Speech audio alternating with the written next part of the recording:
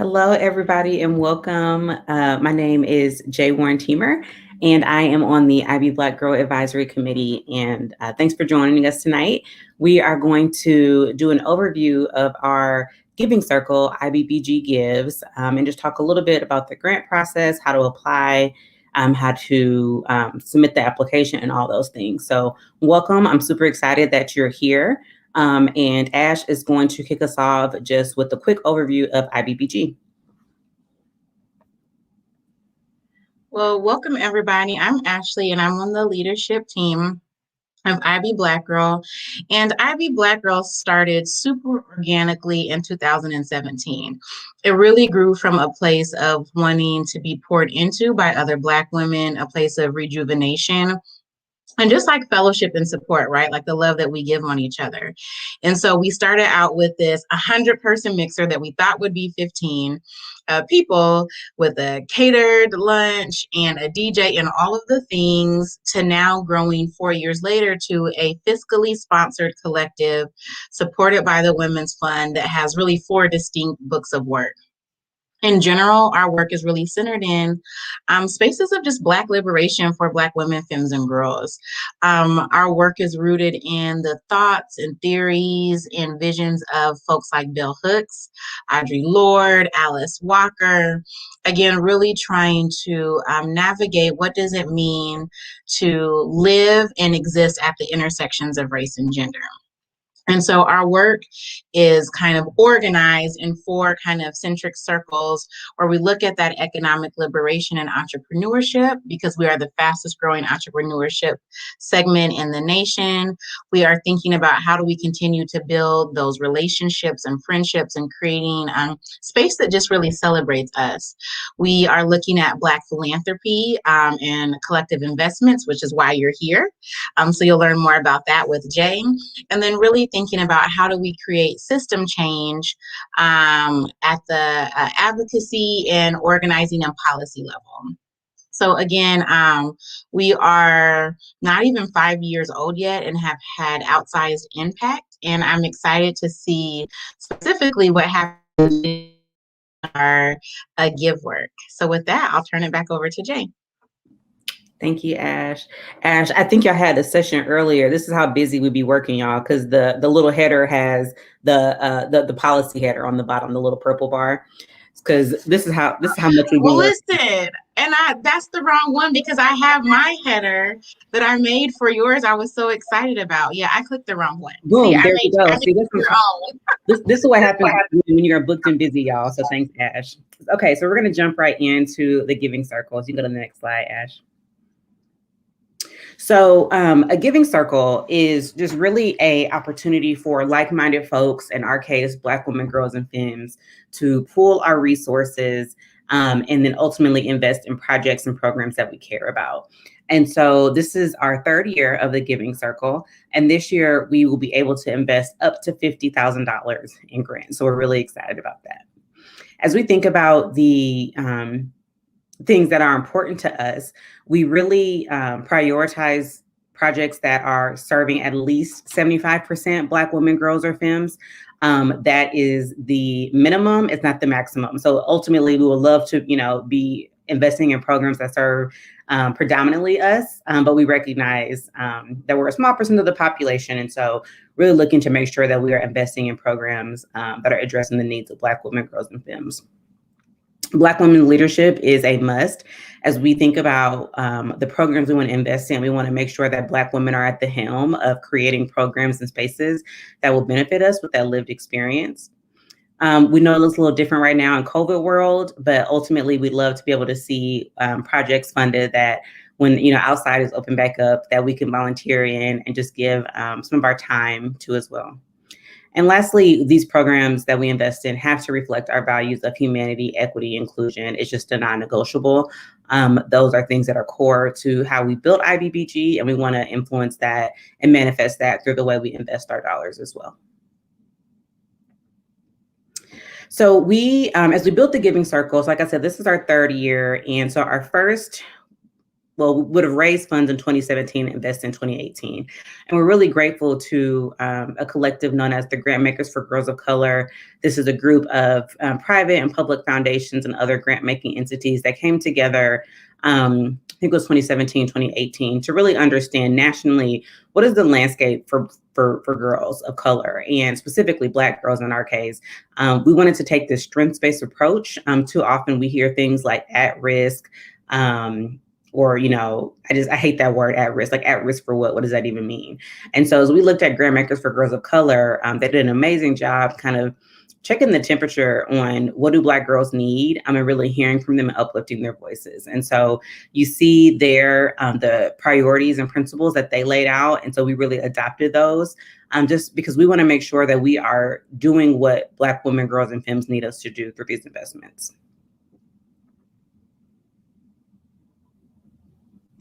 We also recently released a strengths-based landscape study about Black women and girls here in Omaha. This was groundbreaking research. In our environmental scan, we couldn't identify another report that explicitly looked at what do Black women, girls, and femmes need in the metro area. And so as you think about submitting a grant application, I would encourage you to check out Essence of Us. It lays out several recommendations around what Black women, girls, and femmes said that they need. And so as much as we can, we want to, again, make sure that we are investing in programs that are aligning to what the community has said that they need. So you can access part 1 of the report is available on our website, IBBGives.com. And as you'll keep me honest on chat and any questions as we go through. Okay, thank you. So like I said, this is the 3rd year of our grant process. And so on the screen, you see some of the projects that we've invested in over the last couple of years. So that first year, we're really excited to invest in several projects, including one that was youth-led and youth-organized. And then you see in year 2, we were able to welcome back 2 of our previous grantees. So as much as we can, we want to invest in programs and projects that are led by Black women. As I scan through the list, everything on here is led by a Black woman, and we are unapologetic about that, and we're really proud of that.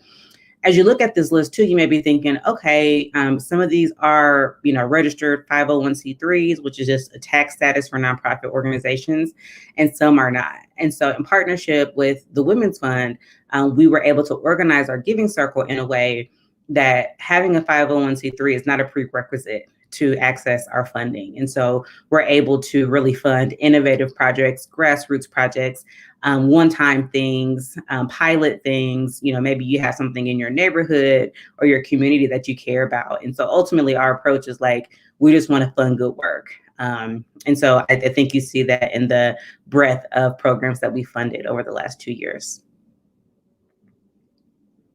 So now we're just going to dive into the grant making process. The writing grants is an art and a science, and I'm not going to be able to teach you how to write one in the next hour, but what I hope to do is really kind of demystify and make transparent what are the things that we're looking for as we review these grants and choose what to invest in. And so what we'll do now is really walk through what that process looks like from A to Z, have a chance to look at our questions, timeline, and just any details that you'll need to feel confident as you submit your application. Jay, before we move on, can you answer the question of if the organization needs to be exclusively led by Black women, or is it a majority? So let me back up. So the project that is being put forward needs to be led by a Black woman. We just feel like if the organization doesn't have Black women representation, whether that's in board or staff, how are you really bringing forward those voices and experiences? I see the question comes from Steph. So Steph, in your case, if you're going to be doing it in partnership with your fiscal sponsor, you would, use their 501c3 and all that information. But when it comes to that leadership piece, really talk about you and the team that you've built. Hopefully that answers your question. If it doesn't, bring it back to the top and we can talk further about that. It's kind of like how we are, right? Like we're fiscally sponsored by an organization that is led by white folks, but we really talk about our program and projects in grant applications because we're the ones that are executing the work. So that's right.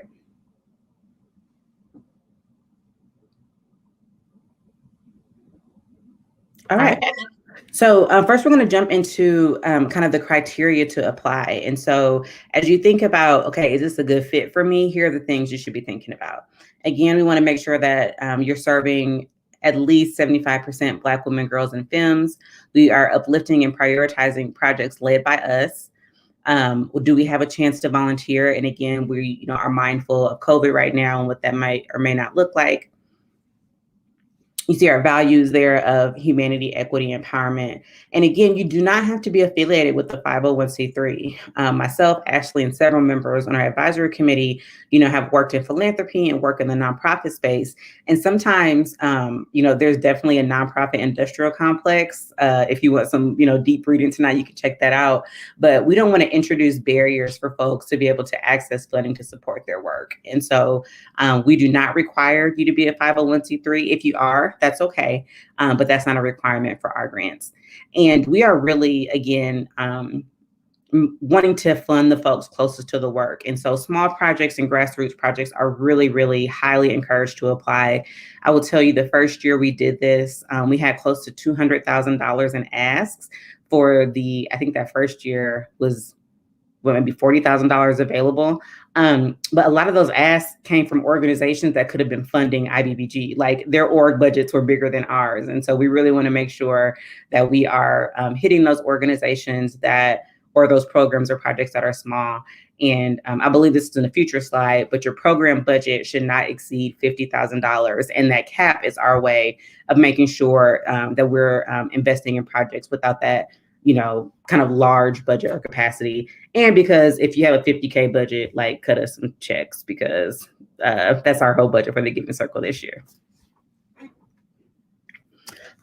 So in addition to what we will fund, we want to be really clear about what we won't fund. These things are non-negotiable for us. And if you check any of these boxes, we love you, but this isn't the process for you. So we will not fund anything that is specifically for an individual. So maybe someone's raising dollars for, a grad fellowship or a trip, to study abroad. That's not something that we would fund because we're really looking at that collective impact and collective investment.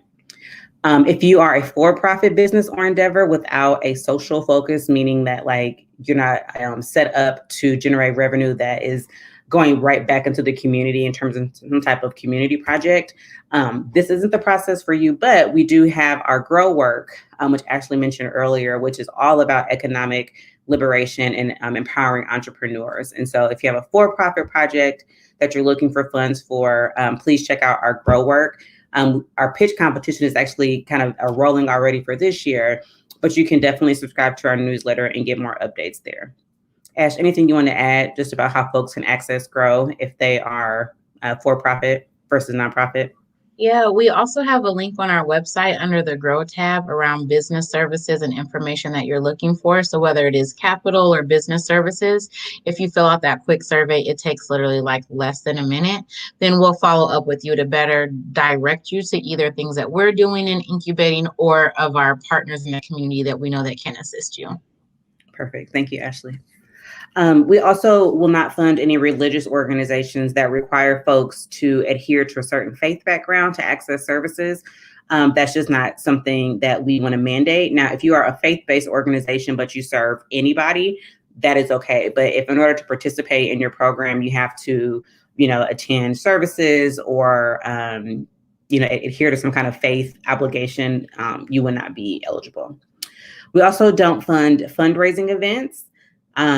We raise these funds to invest back into the community. And so we don't want to be just funding your fundraiser. Discrimination in any way, shape, or form will get you kicked out of this process quickly. And so just be mindful about what is your policy, what is your practice, and how do you make sure that you are an inclusive space. Something that IBBG has been really focused on since our inception is just making sure that we welcome women identifying folks, period. So think about women across the gender orientation landscape. And we just really want to make sure that all women feel like this is a place that they belong. We don't do any pass-through funds or re-granting. Again, as a collective Giving Circle, we raise these funds. So we don't want to raise them, give them to you, and then you give them to someone else. And then because of our size currently, I'm speaking it out, eventually we'll get to this point. But right now we do not fund any organizational level operating grants. And so you really need to have a specific project or program in mind as you submit for funding. Next slide, please. So here's kind of what the process will look like. Go back one more, Ash. Sorry, technology is like super particular on this slide. So hold on. I gotta, okay. I'm impressed you only got 2 browser tabs open. Nope, I specifically have that on my shared screen so people won't, like you won't judge me on my actual browser tab on this main one. Noted. So here's what the application will look like. It is available now on our website. So if you go to IBBlackgirl.com, if you scroll down to the bottom, it's on one of those squares or the tiles right at the front. But then you could also access it by going to the Give section, and then you'll see, all the information there. We're super excited because, again, of our growing capacity. Last year, our maximum grant amount was $7,500, and this year we increased that to $10,000. Now, that does not mean that you have to ask for $10,000 if you don't need it. So really just think about how much do you need to execute the project. But the maximum you can request from the Giving Circle is $10K. All of the projects must take place between June of this year and July 1 of next year. That does not mean that your project has to run the entire time. It just means it has to happen within that window, and that really aligns with our fiscal year. Some projects that we funded have been, 1 day. So like this last cycle, it actually just happened a few weekends ago. We funded I Heart Be Dance. They had a majorette dance camp, and that was just a short, I think it was a 2-day camp. Our first year, we funded a self-care retreat led by Black high school seniors heading into college, and it was a 2-day retreat. So projects can run from, 1 day to ongoing programs like Wonderfully Made or Confidently Me mentoring program. So just know that you have that flexibility, but it has to take place throughout that time period. Our application, again, is open now, and the deadline is March 31st at midnight. The first year, I was really, really nice because we were all excited, and I was up until like 2 a.m. responding to emails, people who saying, hey, I was in the system, I got kicked out, I need help.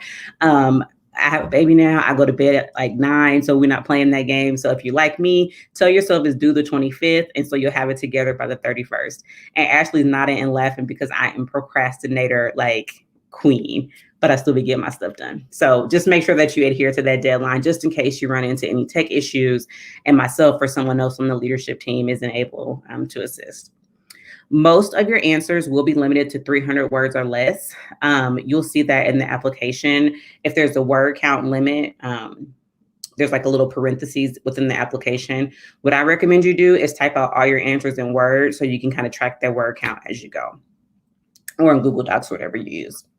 So once the applications come in, we'll do a really preliminary check, myself and the leadership team, just to make sure that at face value, everything aligns with our values, meets our eligibility. And then from that point, the applications will be turned over to our voting members. And our voting members are Black women who invested $150 or more. And so these are women who invested their funds, into this pool. They'll review all the applications, and then they get to decide where those funds go. So it's not like the leadership team sits in a smoky room and decides, who gets funding. It really is a community-led process by the Black women who invested into this work. And then lastly, we will, once the votes are in and compiled, we will communicate any funding decisions made in May. And so that is just really what this looks like. So you can start working on it now. March 31st is that deadline. We'll review in April and then get back to you in May with our decision. So Jay, we have another question that if you have more than one project or more than one entity to submit through, is that an option, or can you just do one? You can do more than one, but I would say we likely wouldn't fund more than one project at the same entity. So, if you want to submit more than one and let the voting members decide, hey, this is we like option one, versus option 2, that's cool. But if it came down to a vote, we probably wouldn't invest 2 grants at the same organization. So my recommendation to you would be think about the project or program that best aligns with what we're going for, and submit for that. And if you have any questions, you want to kind of chat through that with me, I'll be happy to do that offline. And at the end, we have a slide with her contact information. So if you have questions, you can follow up with her. Okay, so now let's talk about what a grant application is. So sometimes like I feel like they become more difficult than they need to be. And so really what your application is a way for us to understand what you're presenting as an investment opportunity. So similar to like our grow work where we have a pitch competition, it's basically a pitch on a page, right? It's helping us to understand what it is that you want to do for the community, and laying out that case for investment. It is simply a tool that people, projects, and nonprofits use to address important needs in the community. So it's a collection of your ideas, thoughts, needs that really is going to drive impact for the community. Sorry, there's little doggies outside my window. Communities that you care about. Your grant application should be a call to action. Like we should read that application and clearly understand this is what it is I want to accomplish. This is how I'm going to do it. And here's why you should invest. And it really is a form of advocacy. Ashley does a lot of our grant writing. And as we think about what we put out for IBBG, it's really about like the case for investment, right? And why this is important and how these issues are intersectional and why it's so important and pulling in, the policy lens and the advocacy lens and that lived experience. And so it really is a way for you to demonstrate to those that you're seeking funds from to say like, I'm advocating for myself, but I'm also advocating on behalf of the communities that I seek to serve. Next slide. So this is what the program overview section will look like. And this is a bulk of your application. So there'll be a question to understand if this is a new program or an existing program. We ask you for an elevator pitch. And so, if you step onto an elevator with someone and you're riding up 5 floors and they asked about your program, how would you describe it? The problem description is really a chance for us to understand what need are you addressing? That's the simplest way. If you apply for funds from like a traditional foundation, this might come across as like the need statement, or they might want some data to substantiate that. If you have that, great. But if you are just aware of a need because you work in community, you've experienced that need yourself, that's valid too. The project description is that's where you want to describe like, what is the program? What is it that you'll be doing? How will it be delivered? Who are you serving? Where are you serving folks? Is there a curriculum involved? Just kind of help us understand what is it that you're going to do if you receive these funds.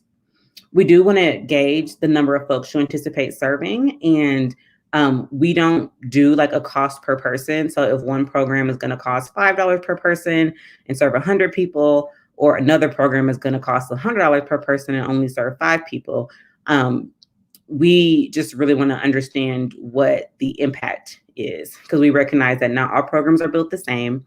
That cost per person is really arbitrary and doesn't really help us understand what is the impact to the person being served. So, but it does help us just understand with this investment, along with your project description, how many folks do you plan on serving and in what way? Collaborations is really important for us to understand. Again, not required, but if you are working with a similar organization or an organization in a different area, or I know Steph mentioned earlier, she's working with the fiscal sponsor. So just for us to understand if and how you collaborate with other entities for this program. Volunteer involvement, if it's applicable. I know, again, in this virtual environment, it's really tricky, but if there are opportunities for folks to, especially our voting members, to engage and support the programs, you can include that. And then lastly, a 1-page project timeline. And this doesn't have to be super detailed, but essentially, if you think about that window from June 1 to July 1 of next year, kind of what are those key milestones that'll take place throughout the program? So for example, for our Confidently Me program that was funded 2 years in a row now, they have a session each month. And so for their outline, it looked like, in January, we're talking about this, February, talking about this, March, we're taking a break, and down the line. So it's just kind of a way for us to understand what the program delivery will look like across that grant cycle window. Do we have any questions, Ash, before we move on? Okay. So the budget, and like some people see budget and like clinch up, but it's really, really simple, y'all. So really what we want to understand is just how much does the total program or project cost? And so we do want to see a line item budget. And so within that, you'll include your expenses. So what are the costs that you will have, whether that's material or staff, technology, those kinds of things. Sources of revenue, what money is supporting the program. In some cases, IBBG may be the sole source of revenue for the program, and that's okay.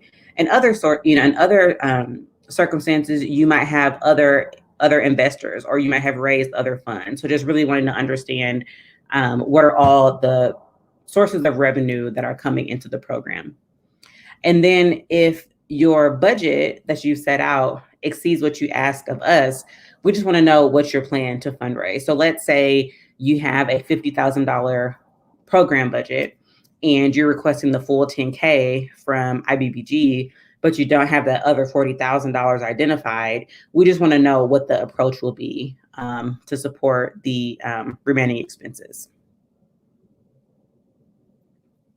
So here's a quick example of something that would, qualify as a line item budget. And if you just Google, line item budget, nonprofit, you can find a bunch of templates. Again, it doesn't have to look like this exactly, but here are the things that we want to see. So in my grant application, I'm submitting for a conference, and the expenses I've identified are my speaker fees and my stipends for the speakers. We need a bus for transportation. We'll need some technology assistance, and so that'll be $1,000. And then we want to provide some breakfast and lunch. And so my total expenses are $6,000. And so for IBBG, I'm requesting $5,000. And again, since my total budget is $6,000, I need to identify how I'm going to pay, or how I'm going to support the remainder of that budget. And so I'm proposing charging $10 per person for the workshop, and that'll provide $1,000 in revenue. And so the subtotal there is $6,000 with a net revenue of $0.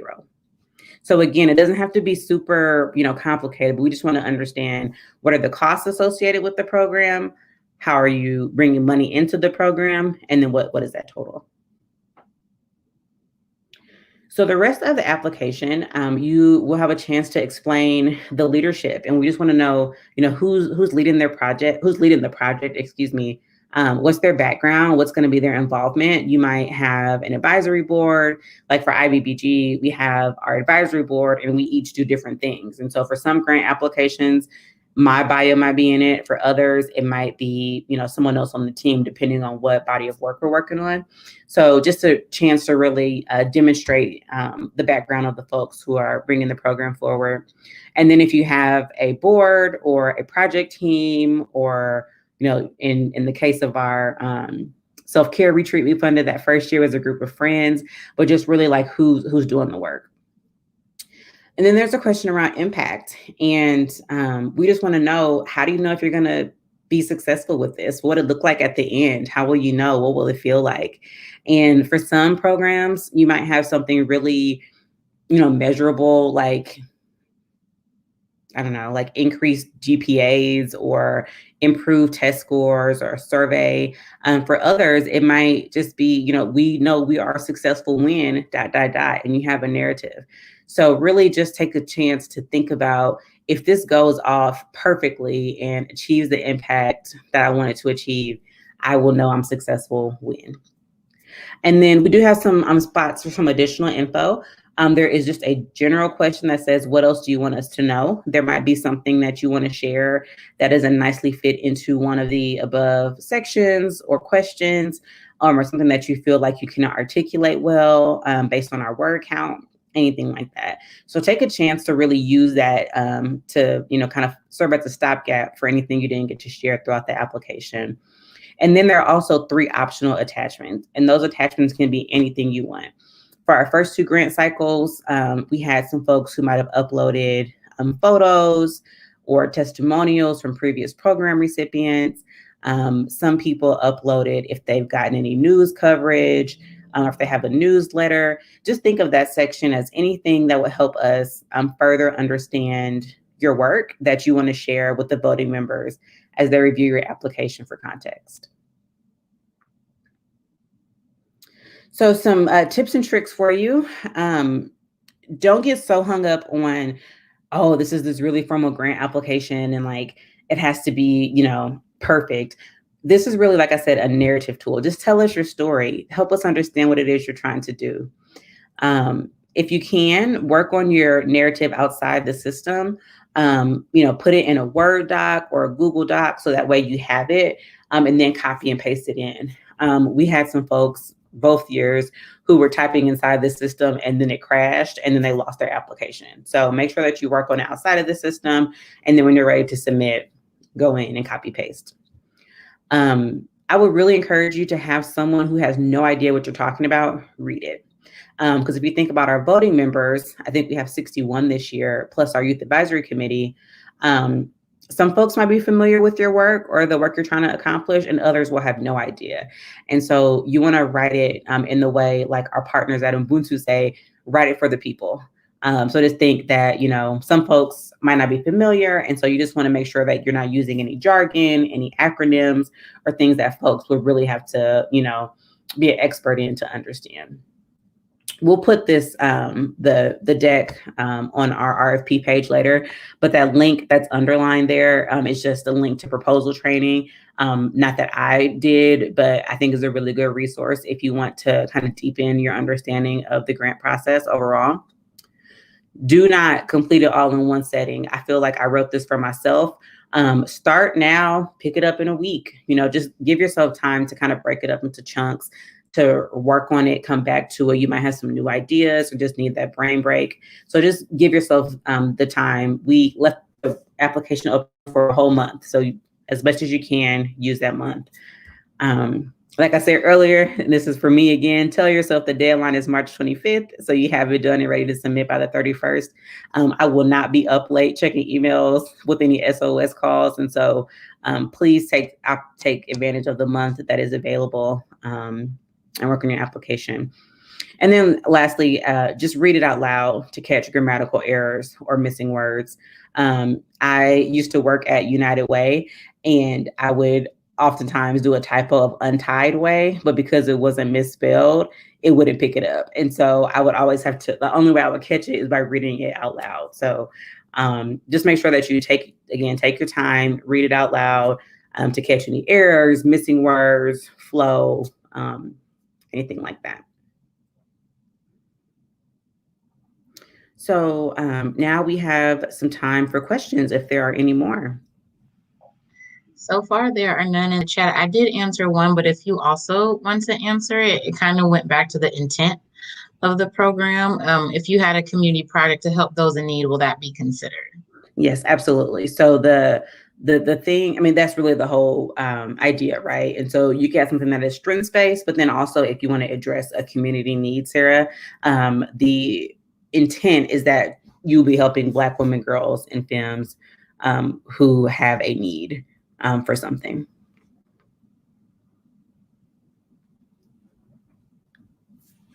That is so far our only question that we have that is unanswered. Everything else we kind of did on the way. Okay. If you go to the next slide, Ash, I think my contact info is there. So you can email me directly, j@ibblackgirl.org, and I will do my best to respond within 48 hours as you move throughout the process. So if you have any questions about the application, you don't understand a question, like the earlier question, if you want to think through a project, will be which one will be the better fit. I am here to help you and guide you through this process. All of this information is also on our website, IBBGives.com. Again, if you go to the Give section at the top, she's going to pull it up for us. Thank you, Ash. You can see all of the info. The platform that the application is hosted in is called Smarter Select. And so you do have to create an account. But once you create that account, you can log back in to access the application at any time. So yeah, so what you see here is the full application. If you click on where it says click here to review, Ash, that'll take you to our request for proposals, which again also includes all of the eligibility criteria information. And at the very bottom, it lists out all the questions. So if you want to work on your questions outside of the system, everything is right there for you.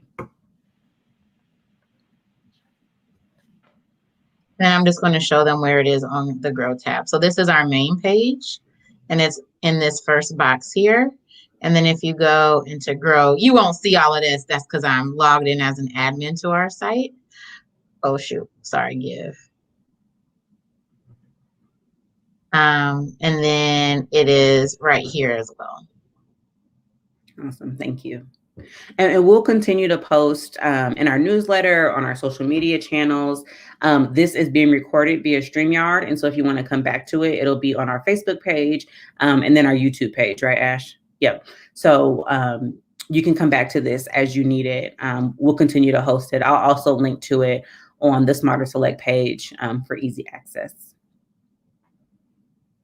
So the only thing that we have left in comments is folks just excited for this opportunity. And then maybe, Jay, maybe one question for some of the folks, because there are some people that were funded in our 2021 Give circles. Can people apply every year? So I know there were some return grantees. What does that look like?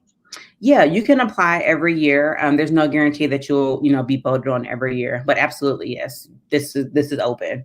Or if you, applied the first year and didn't get it, you can always reapply too.